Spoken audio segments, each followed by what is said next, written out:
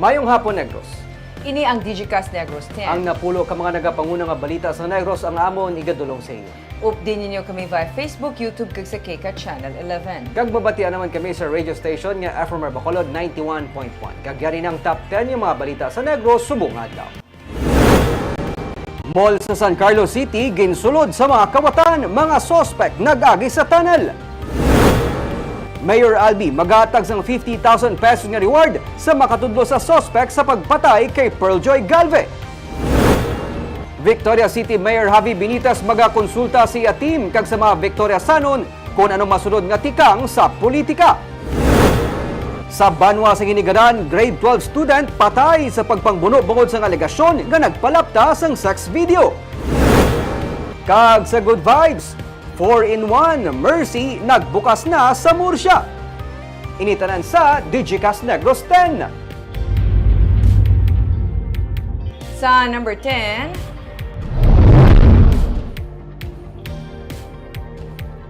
tatlo ka mga negrense ang nakasulod sa top 10 sa August 2024 Psychometrician's Licensure Examination. Sa ginrelease ang Professional Regulation Commission, duha ka nag-graduate gikan sa mga eskwelahan sa Negros Occidental ang nakasulod sa top 10. Rank 8 si Stephanie Grace Esponilla Siaga sang STI West Negros University nga nagkuha sang 85.8 nga rating. Rank 10 naman si Kyra Michelle Biantan Moises sang University of St. Lasal nga nagkuha sang 85.4 nga rating. Samtang rank 10 man si Jeline De Asis Canabal nga taga Victoria City. Siya ang graduate sa University of the Philippines Visayas sa Iloilo City. Nagtop sang amo nga examination si Chiki Castro Patio nga nagkuha naman sang 88% nga rating. Sunod sa PRC, 7,478 ang nakapasar gikan sa 10,717 nga nagkuha sang amo nga board exams o kun 69.78%. Ginapanginbulahan ang tanan nga nakapasar sa amo nga licensure examination.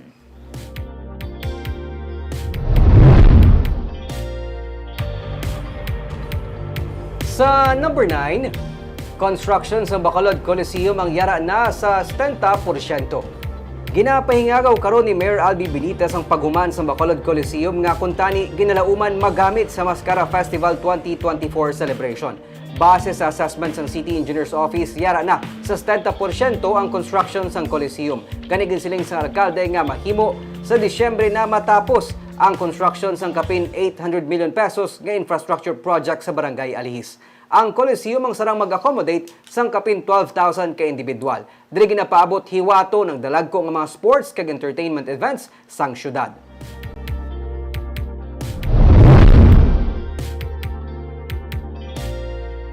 Sa number 8, nagapangabay ang COMELEC sa LGU sang Himamaylan kag Kabankalan nga kun mahimo mahatagad sang konsiderasyon kag mabayaran ang yadtong nagserbe nga support staff sa nagligad nga barangay kag SK elections. Sunod kay COMELEC Negros Island Region Executive Director, Attorney Lionel Marco Castillano, isa sa iyang marching orders gikan sa chairman amo nga mapangitaan sa pamaagi agud mabayaran ang mga na-hire nga gikan sa DepEd nga nagserbe sa BSKE bilang support staff. Sa October 2023 elections, nag-hire ang COMELEC Kabankalan sang 660 ka support staff kag ang COMELEC Himamaylan sang 221 ka support staff nga kuntani wala ginatugot sa BSKE. Sunod kay Castillano, pero kay ini sila ang nagserbe na, luyag sang COMELEC nga mabayaran ang ilang nga serbisyo. Sa iya nga pagsugilanon kanday Mayor Benji Miranda kag Raymond Tungson, willing man sila nga magbayad pero may luyag man sila nga maklaruhan sa ilang nga legal officers agud malikawan man ang mahimo problema sa Commission on Audit kung ma-disallow. Nagpagwa na ang COMELEC Regional Law Department sang opinion bahin diri. Ginalikawan sang COMELEC ang anuman nga problema nga masugata sa mga manunudlo. By hierarchy ang pagserbe para sa election suno kay Castillano. Kung hindi ang public school teachers, masunod ang private school teachers kag ang national government agency employees. Mao na amo ang plea ngadto sa LGU sa Himamaylan o sa Kabankalan Actually, isa na sa mga marching orders ni chairman ako. Pagitaan o pagi na mamayaran ang mga serve. They deserve it naman. Pero may timeline tayo dito, RD, kung dapat nababayaran within the year or next year. Hopefully, the earliest time. Sa number 7,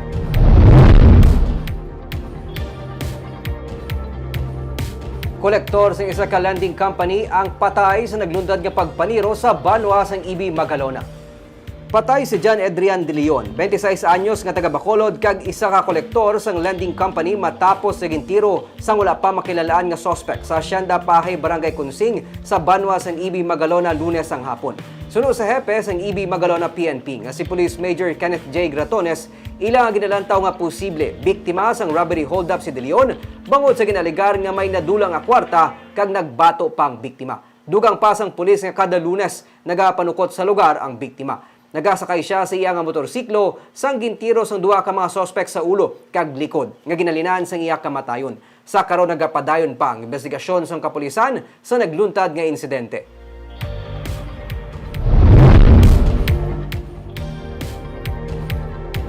Sa number 6, grade 12 nga estudyante patay sa pagpangbuno bangod sang alegasyon sa pagpalapta sa sex video.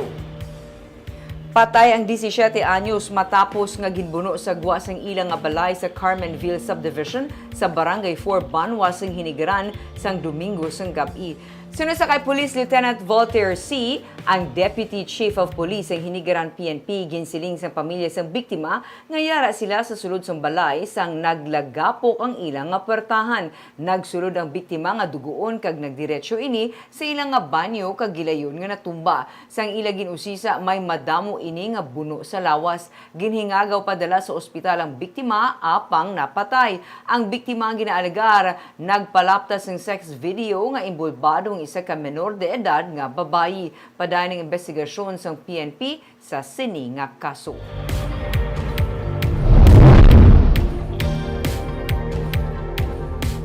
Sa number 5, deadline sa pagsaylo sa mga tanan sa Manukan Country sa temporaryo nga baligyaan sa mall ang ginpalawig pa hasta sa Setyembre. Ginpaisol pagid sa Bacolod LGU ang gintalaan nga deadline para sa mga tanan sa Manukan Country nga magsaylo sa temporary facilities ang SM sa reclamation area. Ginsiling ni City Legal Officer Attorney Romeo Carlos Ting Jr. nag-ayo ang mall nga mapalawig pa ang construction sang pasilidad santo sa ginhinyo sa mga tenants. Gani sa baylo nga sa Agosto mahimo sa second week na sang Setyembre makasugod operate ang mga tenants sa temporaryo nga baligyaan sa parking area sang mall. Magluwas sa temporary facility gintugutan sang syudad nga makabaligya ang mga tenants sa Father Ferrero Street hasta nga makasaylo sila sa iga-develop nga bag-o nga manukan sang SMPHI. Second week of September. So bali wala sang closure nga matabo sa Manukan na Wala. for the meantime. For the meantime. Kay August. Kay way pa napiparar sang SM ang temporary facility. Kaya supposed to be tani ang ilan na arrangement ang tenant ang ma-provide sang sang mga exhaust broken shoulder na lang gid sang SM.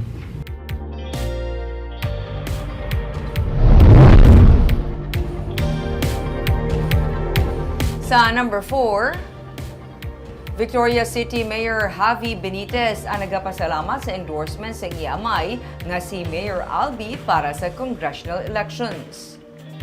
Para kay Mayor Javi Benitez, isa ka bugal nga mabato ng endorsement ni Mayor Albi nga nagkabig sa iya bilang strongest bet para sa congressional elections sa 3rd District.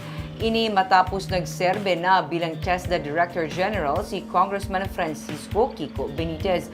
Para kay Mayor Javi, mas maayo nga pamatian kag tun-an ang inagyan nga kadalagan kag mga pagpanghangkat sa iya ginasundan sa bahin sang public service. Pero ginsiling man sang alkalde nga magakonsulta anay siya sa iya nga team kag mga Victoriasanon sa posible mangin desisyon para sa 2025 elections.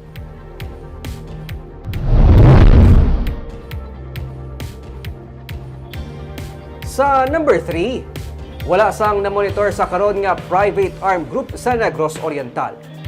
Inisunod kay Comelec Negros Island Region Executive Director Attorney Lionel Marco Castillano. Base man sa ilang paginunanon angod sa security situation sa PNP kag Philippine Army.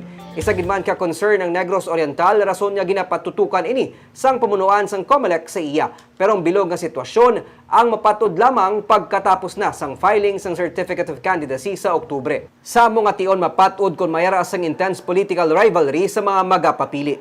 Sa barangay kag SK elections sa Oktubre 2023, napaidalom sa Comelec Control ang Negros Oriental. Ini kasunod man sa natabo nga pagpatay kay Governor Roel Digamo sang Marso sa ngamuman nga tuig. Sa mga tion may mga na-monitor nga naga-operate nga private armed groups.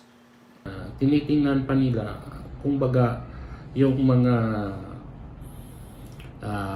pugs doon dati na meron. Hindi pa nakikita na sa ngayon.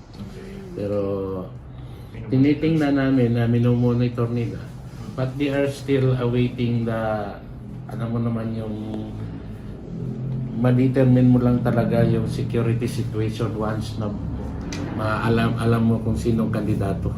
So we await the filing of the certificate of candidacy kasi dyan natin ma-determine yung tinatawag sa isa sa category ng Comelec na intense political rivalry.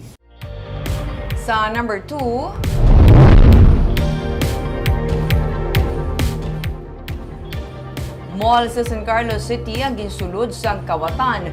Mga sospek nag-agi sa tunnel. Kainas ang agas ang report sa San Carlos sa PNP nga ginransak ang Gaisano Mall sa Barangay Palampas sa San Carlos City.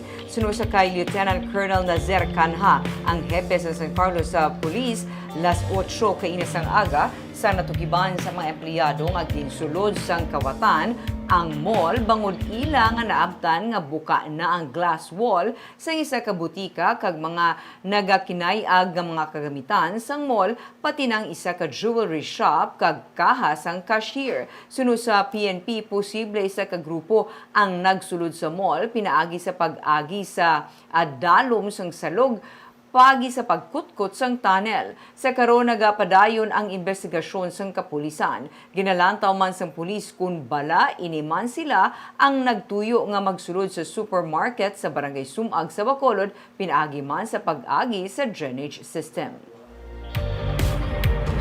Kag sa numero 1 sa mga balita sa Negros subong adlaw.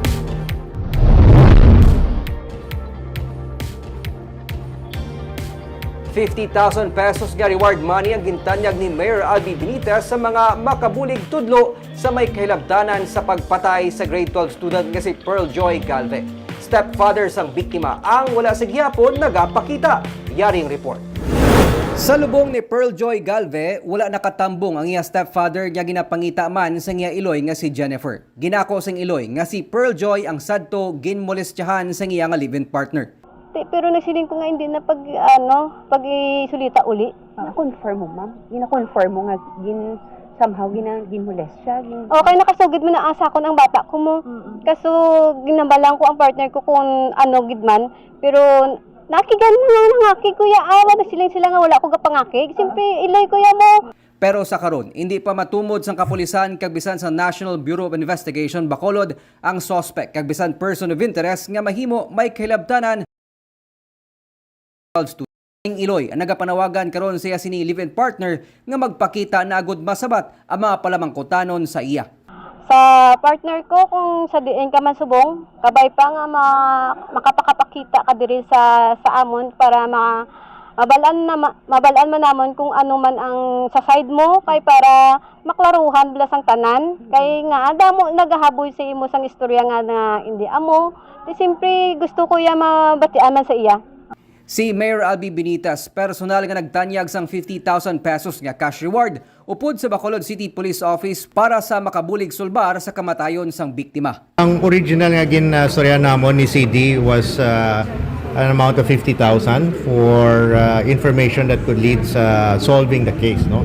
Now, if there is a recommendation to increase that, I will wait for the city director to give that proposal and I will consider that. I met the mother. Yes. Ang Iloy nagkitanay kami ginastorya sa akon, so I gave her the assurance that the city of Bacolod will do everything para apprehend ang mga naghimo sila.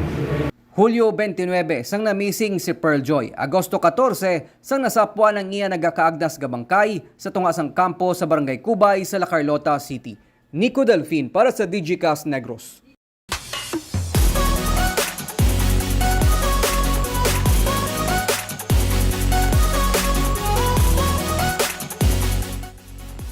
Sa Good Vibes, Gen Z Vibes nga pasalubong center, fast food chain, bake shop kag bake-off center, 4-in-1, nagbukas sa Murcia. May report si Romeo Subaldo.